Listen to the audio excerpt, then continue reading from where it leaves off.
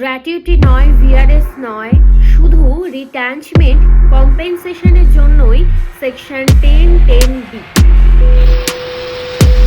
চাকরি থেকে কি রিট্যাঞ্চমেন্ট হয়েছে, কম্পেনসেশন পেয়েছেন, ট্যাক্স লাগবে নাকি লাগবে না, সে বিষয়টা অবশ্যই ভালো করে জেনে নিন। ইনকাম ট্যাক্স অ্যাক্টের সেকশন 10(10)(b বলছে, যদি কোনো কর্মচারী ইন্ডাস্ট্রিয়াল ডিসপিউট অ্যাক্ট অনুযায়ী রিট্যাঞ্চমেন্ট কম্পেনসেশন পান, তাহলে সেই কম্পেনসেশন 5 লক্ষ পর্যন্ত ট্যাক্স ফ্রি, অথবা আইন অনুযায়ী গণ্য করা অঙ্ক যেটা কম হবে।